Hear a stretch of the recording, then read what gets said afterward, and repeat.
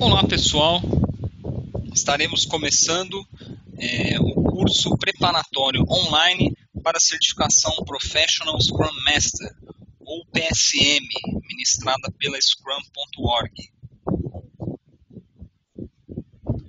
O objetivo desse curso, inicialmente daremos alguns detalhes sobre a certificação PSM, como se inscrever, quantidade de perguntas, o tipo de exame. Falaremos sobre o Scrum, o que você precisa saber não somente para a prova, mas também para a aplicação no seu dia a dia, no mundo real da sua empresa e dos seus projetos.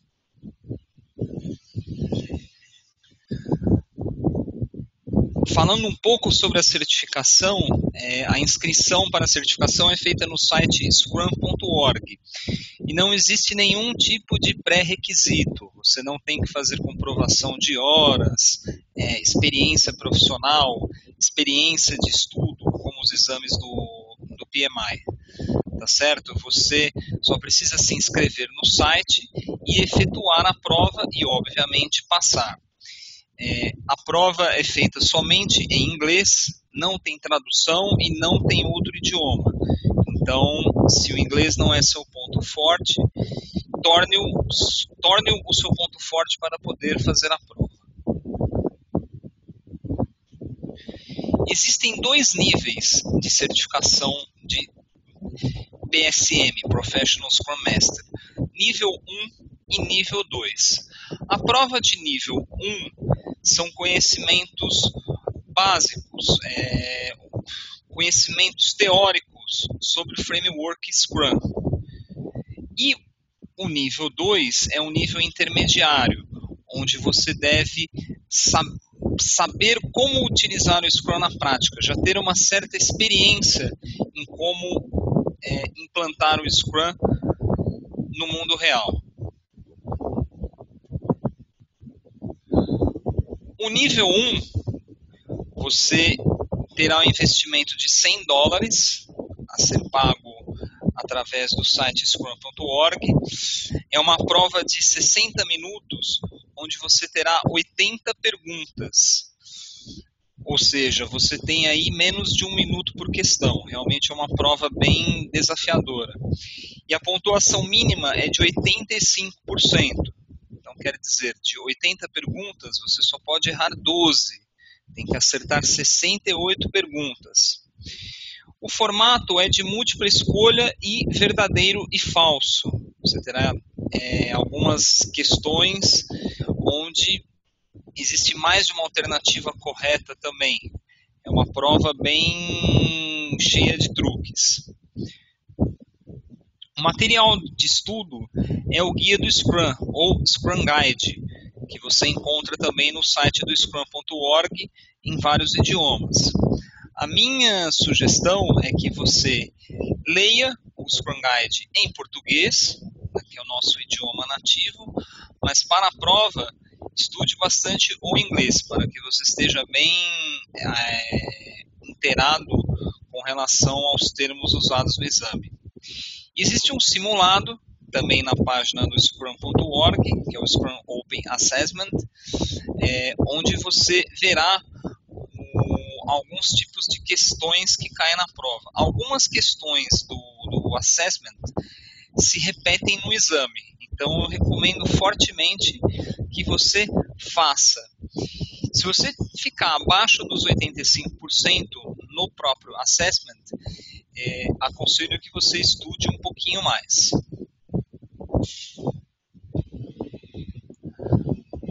A Professional Scrum Master 2, o pré-requisito é que você seja um Professional Scrum Master 1. Então você não pode escolher entre fazer a 1 e a 2. Para ser um nível 2, obrigatoriamente você já tem que ser certificado no nível 1. Tá legal? Só que esta prova, além de questões de múltipla escolha, nós teremos também questões dissertativas. Como utilizar o Scrum no mundo real?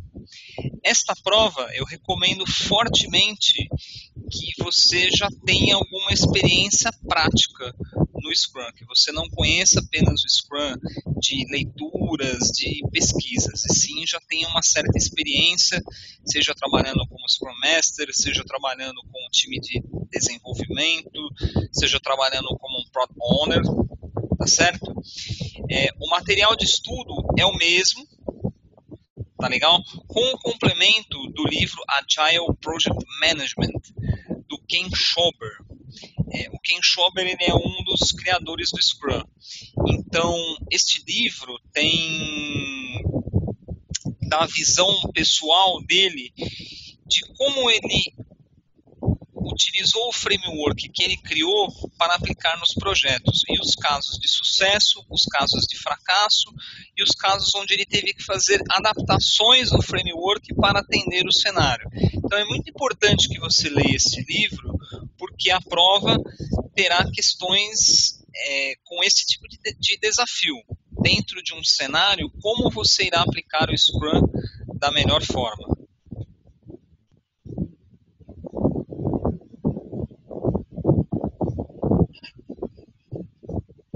Como disse anteriormente,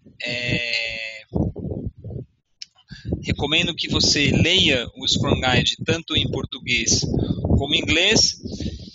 Para inscrição, você vai entrar na página do scrum.org, você vai fazer o pagamento via cartão de crédito internacional e você receberá um voucher dentro de 1 ou no máximo 2 dias com uma senha para poder fazer a prova.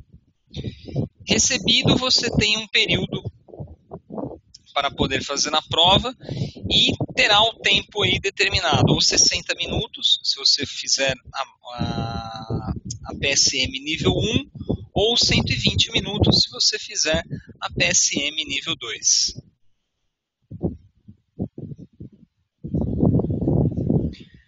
Falando um pouquinho sobre o Scrum, a origem dele começou através de 2 japoneses, Takeuchi e Nonaka, da Toyota. Eles criaram um conceito de equipes pequenas e multidisciplinares. Né? Multidisciplinares é onde temos uma equipe com todas as competências necessárias para a fabricação do produto. Isso foi chamado de The New Product Development Game, tá certo? Em 91, o Jeff Sutherland, ele documentou, ele fez a documentação do Scrum e implementou numa empresa chamada Eaton. Em 95, o Ken Schober, ele começou a utilizar isso no desenvolvimento de software. E a coisa começou a ganhar um certo corpo a partir de 2001, através do Manifesto Ágil. O que é o Manifesto Ágil? O Manifesto Ágil são 4 valores que um grupo de desenvolvedores, uma vez, eles se reuniram e disseram: chega, os nossos projetos falharam sempre pelos mesmos motivos, enfrentamos sempre os mesmos problemas, os mesmos obstáculos e precisamos repensar a nossa maneira de conduzi-los. Então, nasceu o Manifesto Ágil. O Manifesto Ágil diz que os 4 itens em azul, os 4 itens à esquerda, devem prevalecer sobre os 4 itens à nossa direita, em vermelho. Então, onde diz que indivíduos e interações deve prevalecer sobre processos e ferramentas, é a questão onde você deve priorizar a comunicação entre as pessoas, a comunicação face a face, não se respaldar, não se esconder através de e-mails, documentações. O dom da comunicação, o dom da fala, é um dom maravilhoso que Deus te deu. Então, use-o, que isso prevaleça sobre processos formais que existem dentro da sua empresa. O segundo valor é o software funcional sobre documentação abrangente. O que é mais importante? Eu atender a um processo de governança que exige milhares e milhares de documentações, documentos longos, documentos extensos, ou entregar um software, ou mesmo substituindo a palavra software pela palavra produto, um software funcional, algo que funcione. A documentação ela é importante? Sim, mas ela não deve prevalecer sobre a qualidade do produto final. O terceiro item é a colaboração com o cliente, mais que a negociação de contratos. Ou seja, isso se aplica principalmente para a relação cliente-fornecedor. Ao invés de se apegar em cláusulas contratuais ou às vezes uma simples alteração de escopo, uma atividade simples que não onera nada para o fornecedor entra no famoso isto não está no escopo, vou ter que te cobrar. Quanto mais o fornecedor colaborar com o cliente, mais o cliente vai querer trabalhar com esse fornecedor, né? O foco deve ser a entrega de valor, não somente a negociação de contratos. E o item principal é responder a mudanças mais do que seguir um plano. É a questão de você não ser xiita com relação a algo planejado no início. Você deve aceitar que em projetos onde a incerteza reina, a mudança é inevitável. Então, o que você deve estar apto é para responder estas mudanças, não seguir como um xiita naquele plano, porque às vezes aquele plano original já não vai entregar o valor, já não vai entregar o resultado esperado. Tá legal?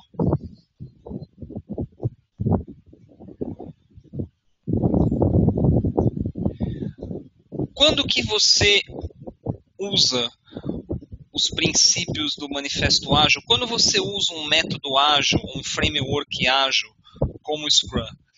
Então, existe uma matriz de requerimentos versus tecnologia.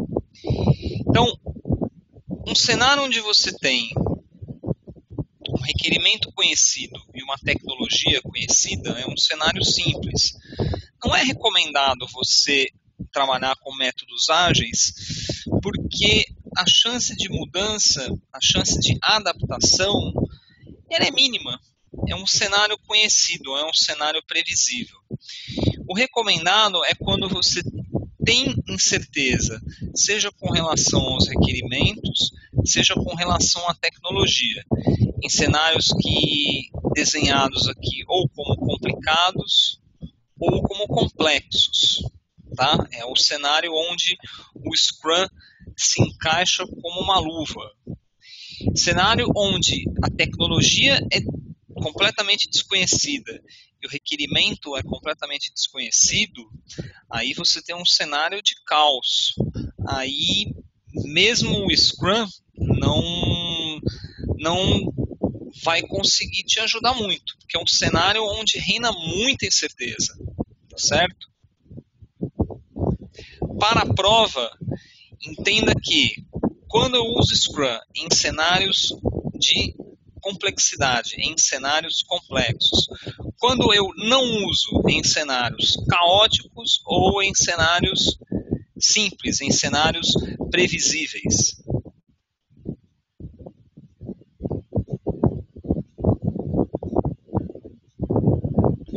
Então nós falamos aí de Scrum, afinal de contas, o que é o Scrum?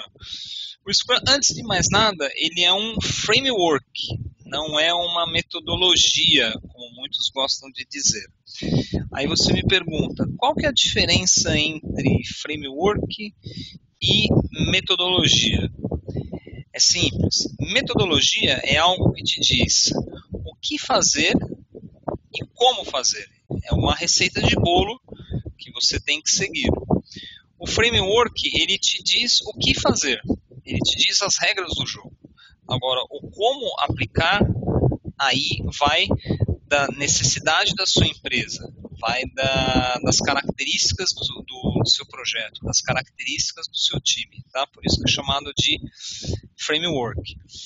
Inclusive, a palavra Scrum, muitos não conhecem, vem da jogada de rugby, do desenho do slide, né?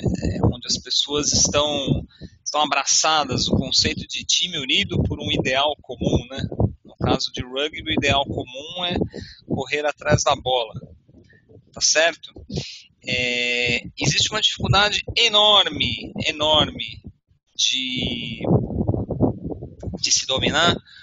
Por quê? Porque vocês vão entender que ele é um framework que permite muita flexibilidade. Só que em contrapartida, tudo que tem flexibilidade, tudo onde é passível de ter flexibilidade, exige uma disciplina, porque senão vira bagunça, senão vira caos. Tá legal? O Scrum é composto de papéis, eventos, artefatos e possui suas regras.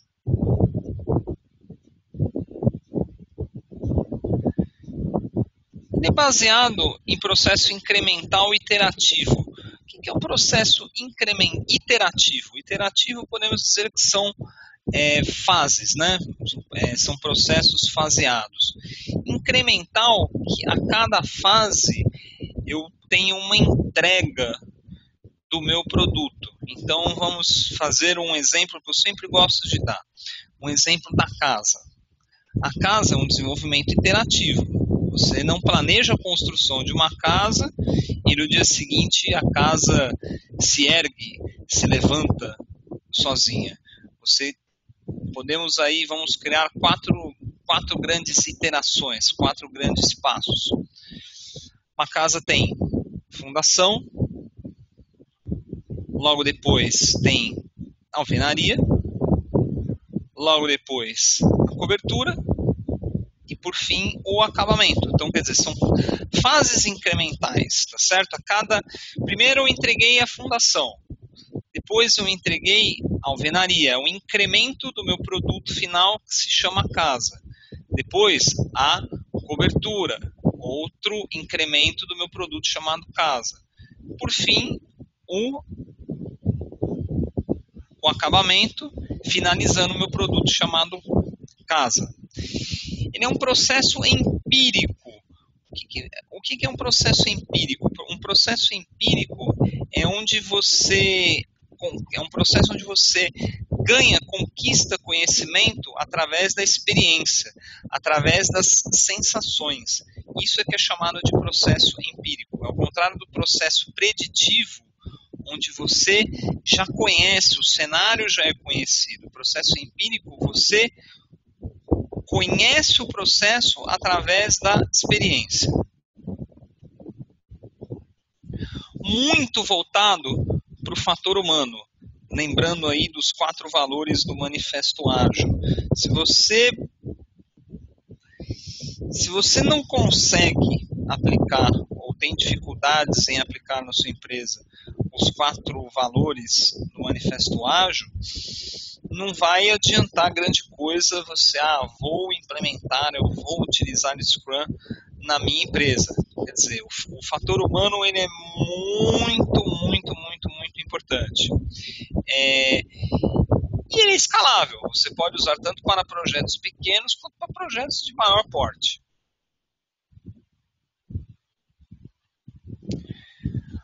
Outra coisa muito importante, nós falamos que o Scrum é composto de papéis, eventos, artefatos e regras.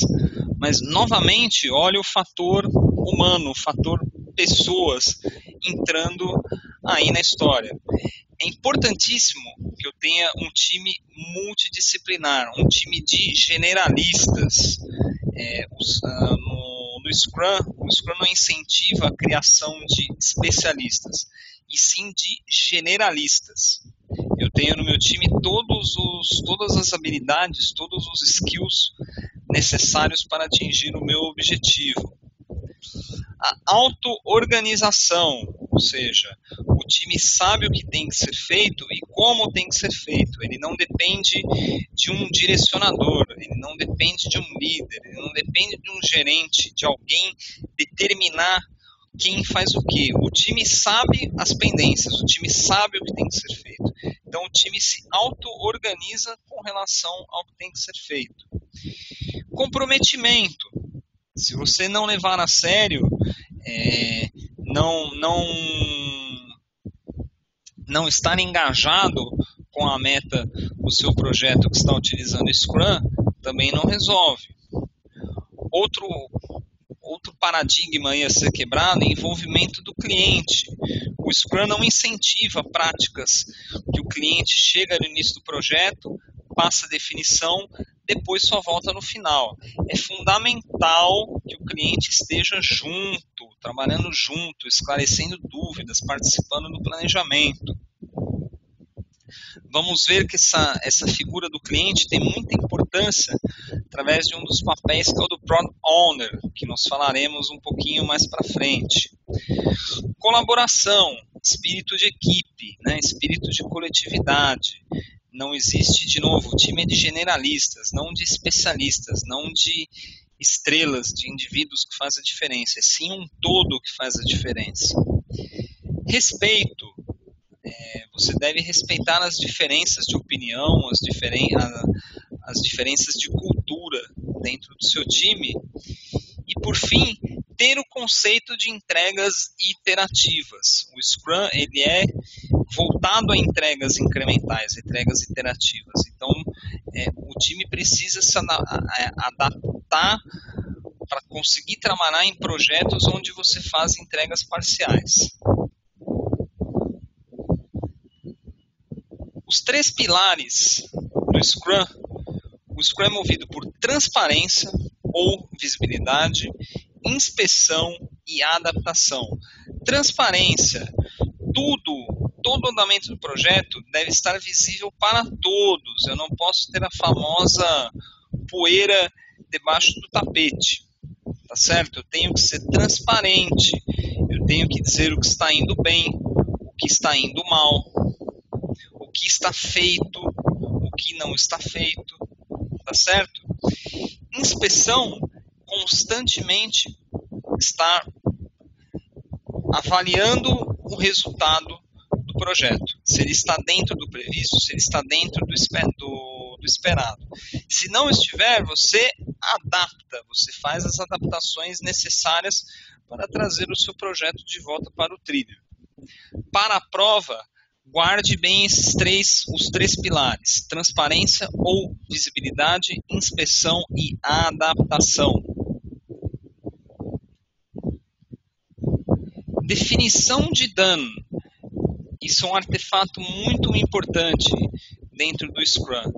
Para todo mundo, para toda a equipe do projeto, deve estar claro o significado de algo pronto, alguma tarefa done, tá certo? O que é o done? Você já ouviu, se você trabalha com software, você já ouviu o famoso tá pronto, só falta testar? Aí você faz aquele teste e é aquela tristeza, aquele software cheio de erro, cheio de bug, tem que voltar para a prancheta de novo e ser refeito. Então é importante que o time crie essa definition of done. Não existe uma regra para você estabelecer. Você pode ter equipes que dizem que o definition of done é tarefa desenvolvida. Tarefa desenvolvida é tarefa done. Ok? Só que você corre o risco de ter retrabalho. Então, o time inteiro, stakeholders, cliente, todo mundo tem que estabelecer a visão da definição de dano. Tá legal? Isso é importantíssimo para a prova.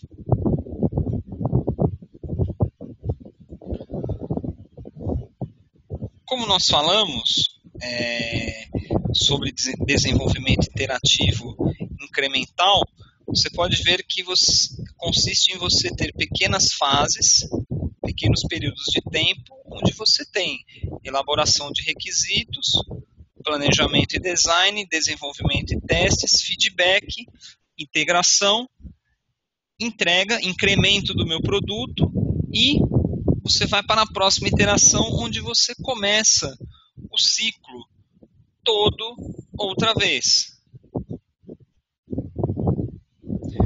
Como a cada ciclo você vai ter as lições aprendidas, você vai ter a chance de inspecionar o que correu bem e o que não correu bem. Então, você trabalha num ciclo, até o desenho do infinito aqui, você trabalha num ciclo infinito de melhoria contínua. Acompanha bem esse desenho. Começa aqui com Build Product. Você começa a construir um incremento. No final da iteração, você entregou o incremento. Você vai fazer a sua lição aprendida, você vai fazer a sua inspeção. Então você vai verificar tudo que correu bem e tudo que não correu bem, tudo que precisa ser diferente. Você vai adquirir lições aprendidas. Você vai inspecionar o seu processo e vai fazer as adaptações necessárias para a próxima iteração. Você vai incorporar essas melhorias. Então é um ciclo infinito aqui, é um ciclo constante de melhoria contínua. A tendência é o quê? Que seu time fique melhor, pior ou igual? A tendência é que ele fique melhor. Se ele realmente está levando a sério o ciclo de inspeção e adaptação, a tendência é que ele fique sempre melhor a cada iteração.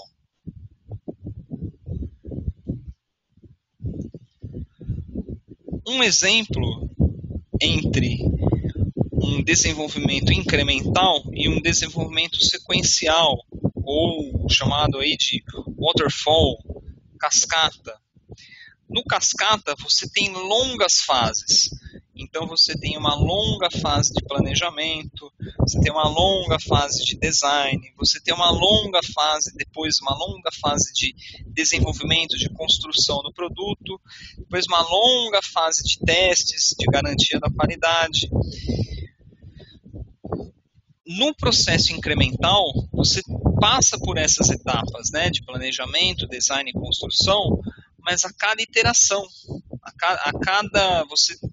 você faz esse planejamento, você faz essa avaliação, esse QA, de forma constante, tá certo? Você não tem uma longa fase no final do projeto, você está andando com todas as fases no decorrer do seu projeto.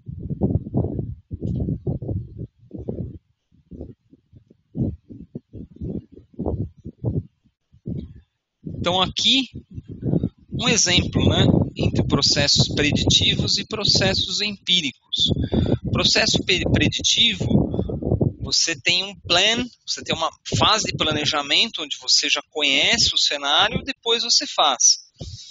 O empírico, você tem um processo constante, né, de plan, do. Aprendi, vou planejar de novo. Do. Aprendi, ou seja, estou sendo guiado pela experiência, estou adquirindo conhecimento. Plan, do. É um fluxo constante de plan e do.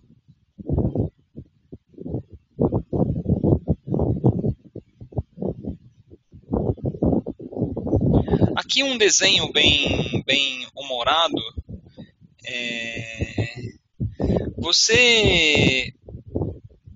Você lembra que eu te disse que antes de terminar o código, a especificação do usuário alteraria? Aí o cara já fica irritado, né? Os requerimentos, eles mudam ao longo do projeto, a não ser, de novo, um cenário onde os requisitos e a tecnologia são muito conhecidos. Nos demais, a chance de mudança é grande. Você não tem, por mais que você tenha uma longa experiência em planejamento, você não consegue planejar tudo logo no começo. Então, quer dizer, uma média aí, 35% dos requerimentos, eles mudam ao longo do projeto. É normal, a mudança, ela ocorre, tá certo? E você prever tudo no começo, às vezes 65% das funcionalidades, elas não são usadas.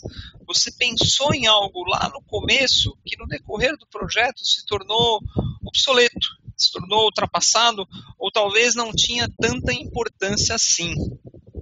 Tá? Então, esse é um dos problemas que acontecem com projetos cascata ou em cenários de complexidade alta, em cenários onde os requisitos, onde os requerimentos sofrem mudanças. Ou então esse desenho clássico, né? Esse desenho aqui, ele é um clássico. O que o cliente explicou, o que o líder de projeto entendeu, o que o analista desenhou, o que o programador escreveu, como foi documentado, ou seja, não tem documentação, o que foi instalado, o quanto ele foi cobrado, né? Ele foi cobrado por uma montanha russa, sem suporte, e enquanto você está batendo cabeça, a concorrência lançou um produto aí, lançou o produto mais eficiente, era aquilo que o cliente realmente queria, tá certo?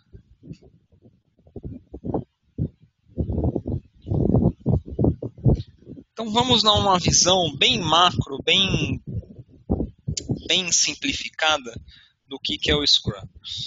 O Scrum consiste em você ter um artefato chamado Product Backlog, que são os requisitos do produto. Você separa partes desse Product Backlog para a chamada iteração ou sprint, tá certo? Pega esse pedacinho aqui dos requisitos do produto, divide isso em tarefas, explode isso em tarefas, que é o chamado Sprint Backlog, e entra na iteração. A iteração é chamada no Scrum de sprint, é uma iteração que dura entre 1 a 4 semanas. Tá legal? Você tem inspeção diária, que é a reunião de daily stand-up, né? O daily Scrum, e o final de uma iteração entrega um incremento do produto, tá certo? Aqui uma visão um pouquinho mais detalhada, que nós temos os papéis onde eles começam a se encaixar. Então, o que nós vamos ver na próxima aula. A gente tem representado o Product Backlog totalmente associado à figura de uma pessoa chamada Product Owner, que trabalha junto com o time e que tem o grande maestro, o grande líder na figura do Scrum Master, tá certo? Na próxima aula nós vamos esmiuçar com detalhes quem são esses papéis e como eles se encaixam dentro dos processos do Scrum. Então, obrigado a todos, nos vemos na próxima aula.